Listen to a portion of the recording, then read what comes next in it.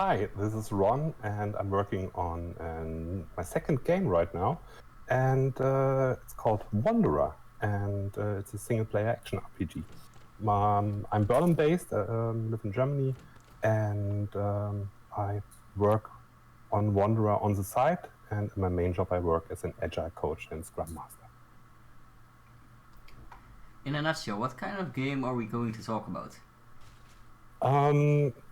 In a nutshell, it's a story-driven single-player action RPG. So kind of, when you think about action RPGs, you think of Path of Exile, you think about Diablo, but it's not like that. So this is like, Wanderer could be your first action RPG. So it's very easy to get in touch, easy to learn, and not that hard to master.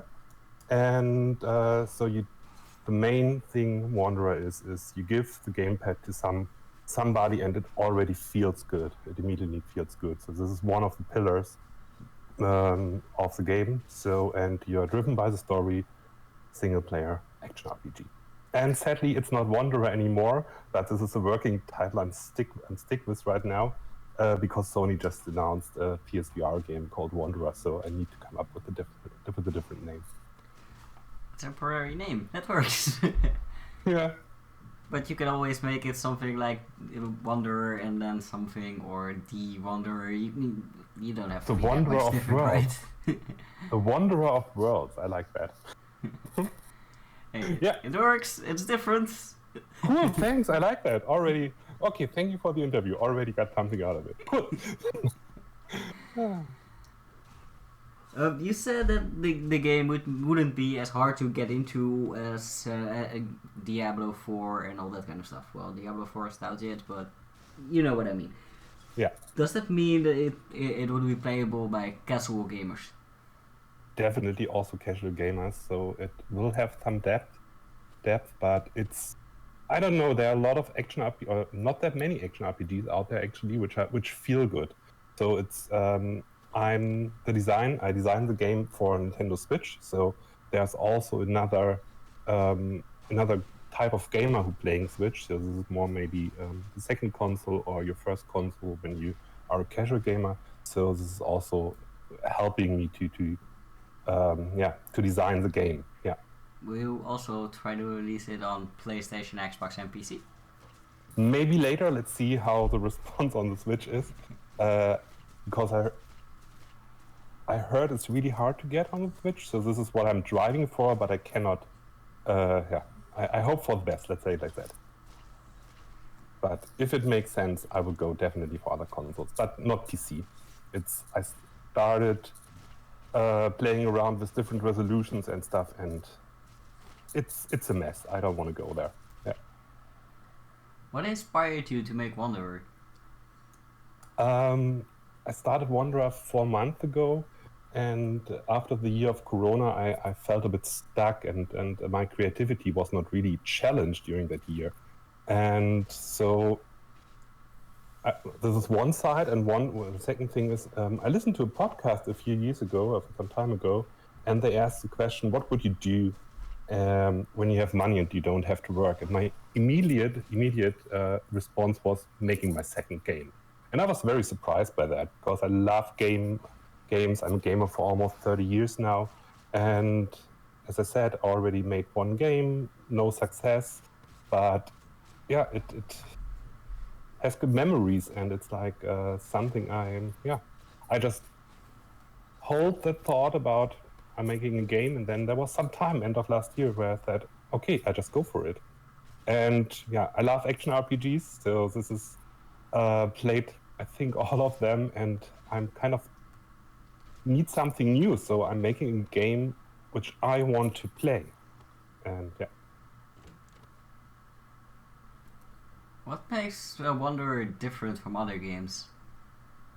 As already mentioned, it's an action RPG, and most action RPGs, except the big ones, they don't feel good. I don't know. They're like, their focus is on you getting loot, you're getting stuff, and you're trying to increase numbers, which I really, really like. But the movement or the gameplay, the core gameplay mechanics of the fighting didn't feel good. And so this is something I want to go for, is they just feel good. They just feel right. And this is one thing I want to go. But I'm not trying to compete with the big ones. So that's why it's just a single player experience. Yeah, of course there's loot. Of course there's like the things you expect from an action RPG, dungeons and open world stuff and so on, and quests, but not as deep as the big ones. And yeah, I use a lot of tropes. So this is like, it's about elements, it's about memory loss, you are the hero, these kind of things. So this is nothing outstanding, but the world plays in, and the story. My best friend, she's a game master. She's helping me with the story and the development. So yeah, this is the second pillar of the game, is that you really want to know what's next. So in a nutshell, it's fun, and the story is good. So very easy to reach out, I guess. Just kidding. For how long have you been working on Wanderer so far, and how much longer do you think it will take to actually finish it? Started around Christmas last year, so it's 4 months ago. And I'm doing that in Unity, and I didn't know anything about Unity before, so that's also something I needed to learn. But luckily, I have a background as a developer, worked for several years as a developer, and also developed my first game on native iOS, so I already know how to develop, and that helps me a lot. So I don't have a target for when it's ready. I don't have a release date or so, but what I want to have is I want to have a demo this year, and now I'm testing out some tools about random dungeon generation and so on, and could be reachable. Maybe earlier, but feeling right good now. The progress is really, really great right currently. You said you were using Unity. Why did you choose to use Unity? It was like Unity and Unreal Engine out there, and I don't know. I always wanted to check out Unity, how it works, because on iOS it's really different to develop a game because it's not from the focus is not a game engine. At least it wasn't some years ago, and I just want to check it out how Unity works, and watch some videos and thought, okay, I just give it a shot, and it has a very low learning curve. So I was really getting to results really, really fast, and I really liked it. Really impressed by Unity, and I'm still impressed by that. Because when talk to friends about that, it's always like, I have no idea how to develop a game. I cannot imagine that, and I couldn't also before some months ago. So it's really cool. You were making a game for iOS before. How did you transition into going to make a game for Switch? First of all, there are gamepads now, and so this is something really, really different. But I want to go gamepad first, and I don't want to use a mouse in the game. And the transition, I don't know. There are like 3 years in between, so I don't think there's a real transition period. But I learned a lot about state machines, about how a game looks like in its core, and what are core mechanics and so on. So this is all these basics I still have and learned during the development of my first game. So I didn't need to start from scratch. But developing wise, it's for me completely different working for iOS or working with Unity. Did you encounter any setbacks during the project so far, and what did you learn from them? Not really setbacks. It's for me, it's when something does not work out and so on, then I know I have to learn, and I know that there's smart people out there in the internet who maybe can help me, and so it's everything I do, even if I struggle with something, it's I learn something out of it, and this is also my approach on the world. So this is okay. Everything happens for a reason, and what can I get out of it, like from a learning perspective? And so there are no no really setbacks. Setback is maybe when I don't have time to develop. This is maybe a setback.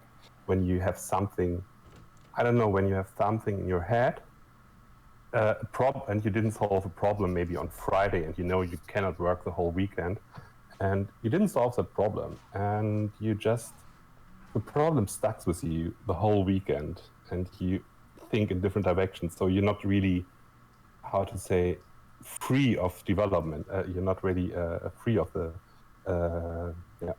free of the development time, or the thoughts about the development. This is maybe a small setback, but in the end, it's also, I already have internal testers, and they also say, okay, that doesn't feel good, that does not feel good, and so on.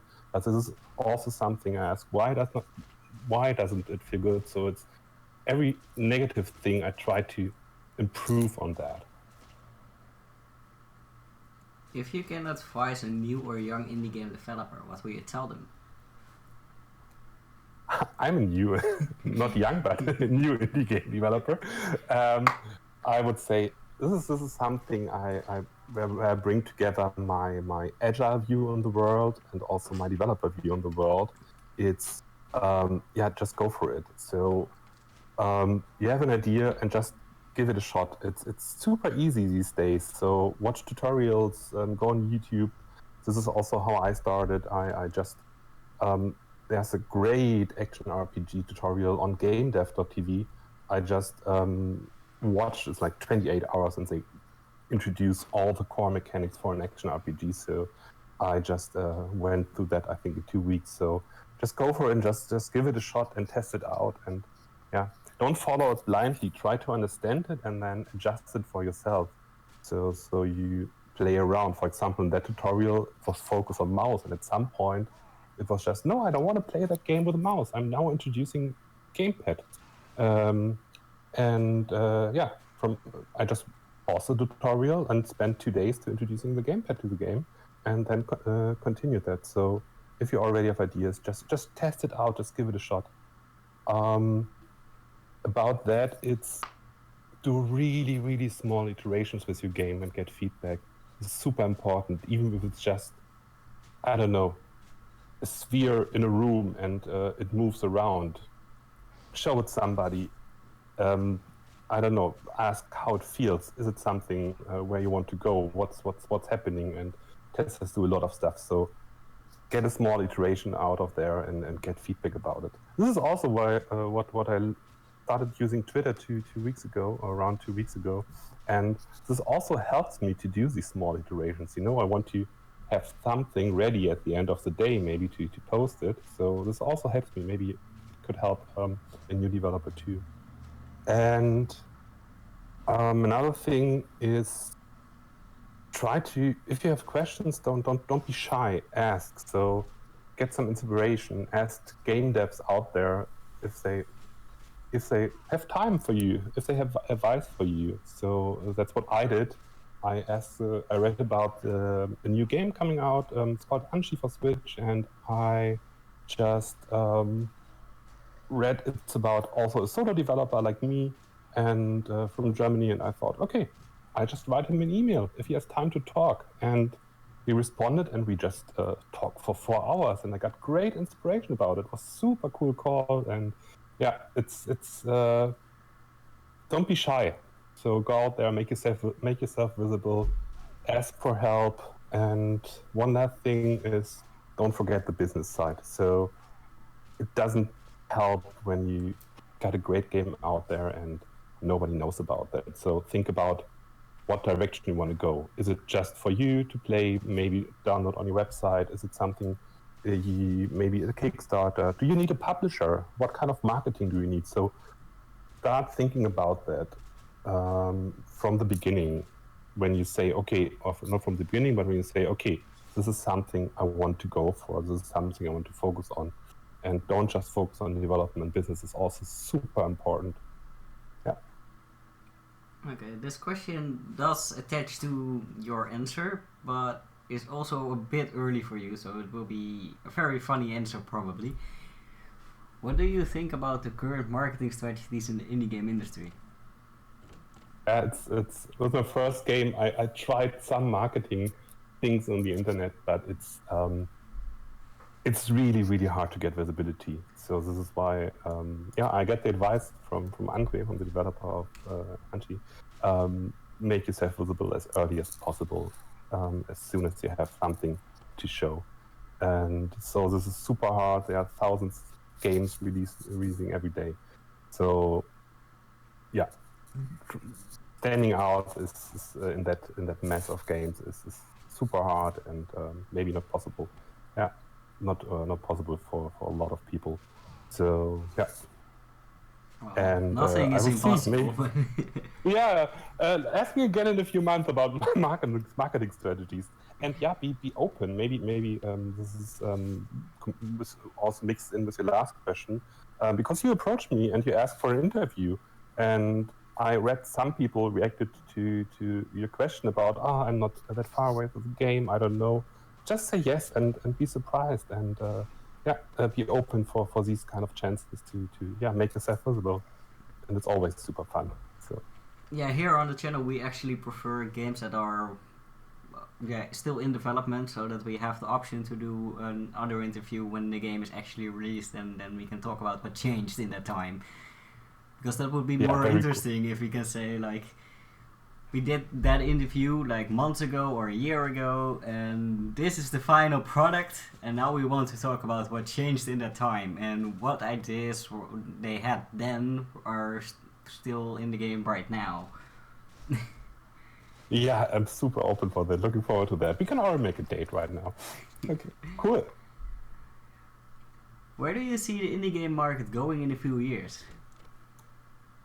Super hard question. I know. Maybe, dude. Maybe. I expect them to be way more indie games than these days. These days there are already a lot of indie games, but it's getting easier and easier to start with. A few years ago, where I wanted to develop a game, it was like also not that easy. And now, I don't know, a lot of people are at home, a lot of people spending time with video games. So I think there will be even more games out there, but I have no idea. Yeah. But hopefully there will be a lot of good games out there. I hope it too. We need good games. Yes, definitely. Did you do game development education in school, or did you learn everything about developing and programming and all that on your own? Everything on my own, I have to say. I worked as a developer already, so as a Java developer, but Java didn't help me much. But this helps me when you know one development language. You don't need tutorials how other languages work. You just go for it and then figure out by yourself. So the rest, everything by myself. So reading books, watching tutorials, and just, as I already mentioned, just giving it a shot and just trying things out. So and this is the development side. But with the development side, there also comes these agile mindset, which I developed in the last years working as an agile coach. And this also helps you when you think in small iterations, when you think in I don't know, think in not in time frames, but okay, how much effort is it, and so on. So this helps also a lot during development. So I learned it by myself, but also during my my regular jobs. Okay, now we go to a more personal question, and it's also the last question. What is your favorite video game of all time, and why? All time, I have to say Diablo right now, and the Diablo series is definitely in there. I don't think I spent with another game more hours than with the Diablo series. I really love. It's not. I'm just making a top 4 maybe or top 5. So this there's also Mass Effect 1, which I really love, which the general Mass Effect series. Zelda, everything, a lot of things from Nintendo, everything around Zelda I really love. Also have a Zelda tattoo, was the first tattoo, because I really love this series. And one, maybe as the last thing, it's I really looking forward to every Assassin's Creed game. So it's really a world. I'm taking holidays when a new Assassin's Creed comes out. So really get into that world, and going to lose myself. So yeah, what do they have in common? They have like great core gameplay mechanics. They just feel good.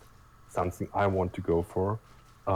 That it feels good, and they trigger a lot of emotions. Like thinking about Mass Effect, maybe Diablo not that much, but thinking about Mass Effect is they trigger a lot of emotions in the story, and maybe that's the reason why these two pillars are also these are the two pillars of my game. So great gameplay core mechanics and a story which just hooks you.